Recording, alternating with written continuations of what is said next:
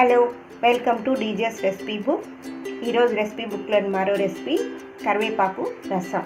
ఇది ఎలా చేయాలో, దీనికి కావాల్సిన పదార్థాలు ఏంటో ఇప్పుడు తెలుసుకుందాం. కరివేపాకు 10 రెమ్మలు,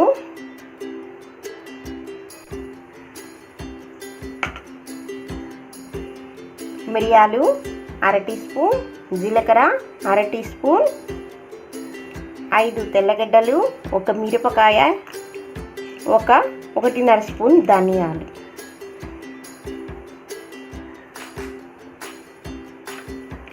పసుపు, 1 ఉసిరికాయ సైజు చింతపండు. దీన్ని నీళ్ళల్లో నానబెట్టి ఈ మాదిరిగా జ్యూస్ తీసి పెట్టుకోవాలి.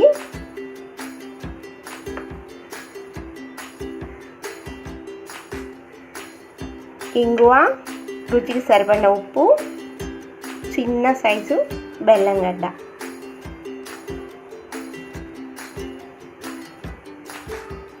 పప్పు ఉడికించుకున్నది 1.5 గరిట.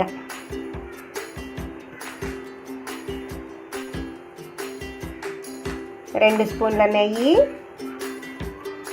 పోపు దినుసులు, తెల్లగడ్డలు, ఆవాలు, ఎండుమిరపకాయ, జీలకర్ర.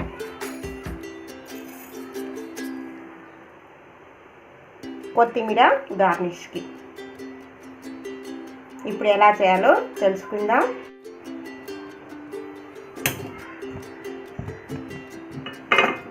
ఇక స్టవ్ వెలిగించుకొని ఒక ప్యాన్ పెట్టి, ప్యాన్ వేడైన తర్వాత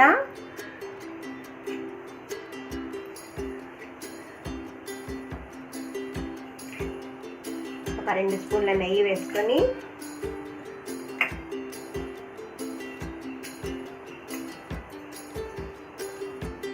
జీలకర్ర,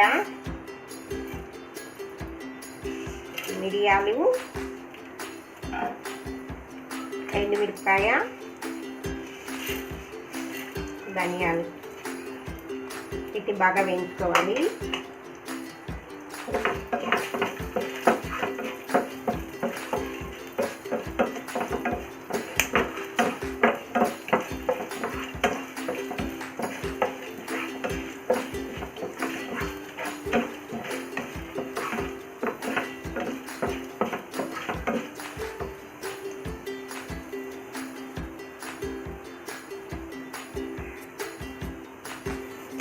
తెల్లగడ్డలు,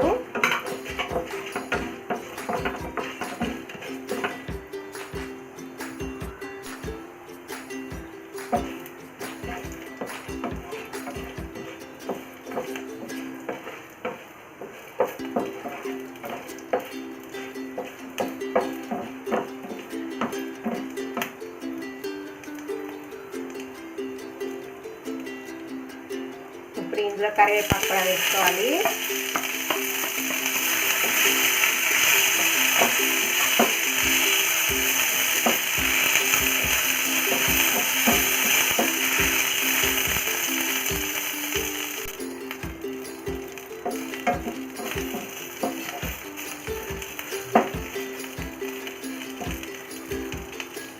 ఇప్పుడు ఇవన్నీ వేగిపోయాయి.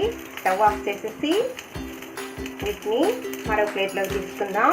ఇవి చల్లారిన తర్వాత మిక్సీలో పొడి కొట్టుకోవాలి.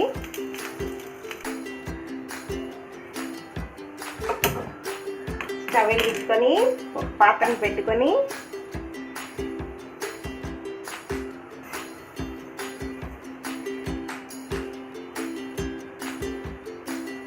అందులో మనం తీసి పెట్టుకున్న చింతపండు నీళ్ళు,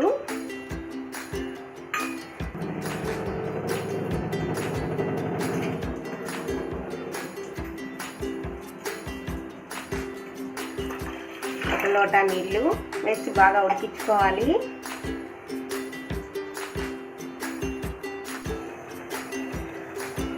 చింతపండు నీళ్ళు ఉడికాయి. ఇందులో పసుపు,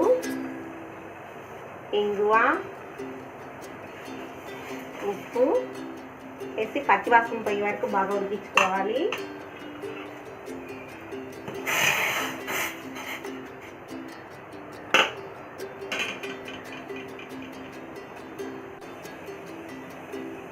ఇది బాగా ఉడికిపోయింది. మనం వేయించుకున్న వస్తువులన్నిటినీ ఈ మాదిరిగా పొడి కొట్టి పెట్టుకోవాలి.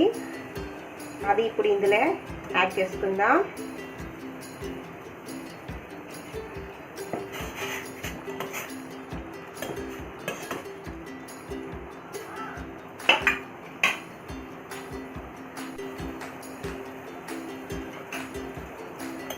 ఇది బాగా ఉడికింది.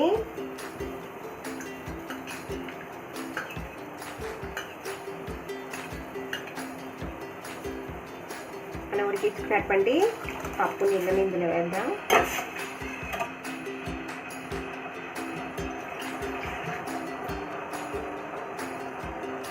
మరొక అరలోటా నీళ్ళు,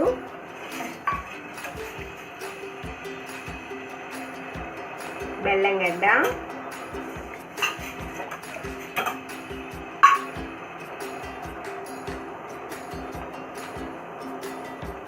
వీటిని మరి కాసేపు ఉడికిద్దాం.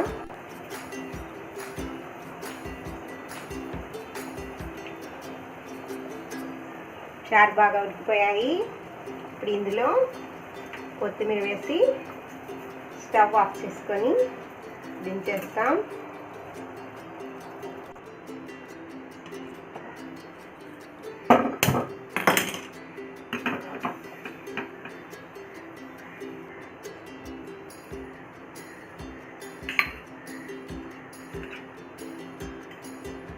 పోపు గట్ట పెట్టుకొని అది వేడెక్కిన తర్వాత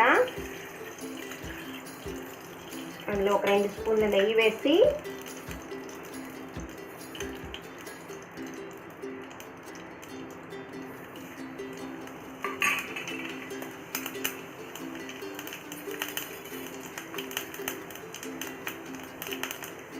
పోపు సామాను వేగిన తర్వాత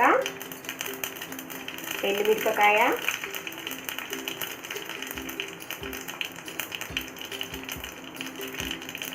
తెల్లగడ్డలు మాదిరిగా కచ్చా పచ్చా దంచుకోవాలి.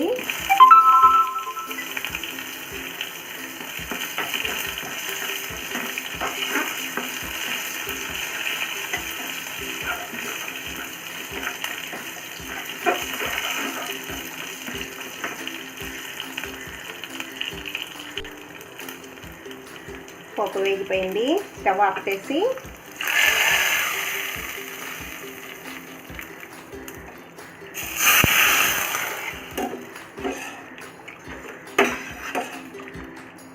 అంతే అండి, రెడీ అయిపోయింది కరివేపాకు రసం. దీన్ని మీరు కూడా ట్రై చేయండి. ఈ వీడియో కనుక మీకు నచ్చినైతే లైక్ చేయండి, షేర్ చేయండి, సబ్స్క్రైబ్ చేసుకోండి.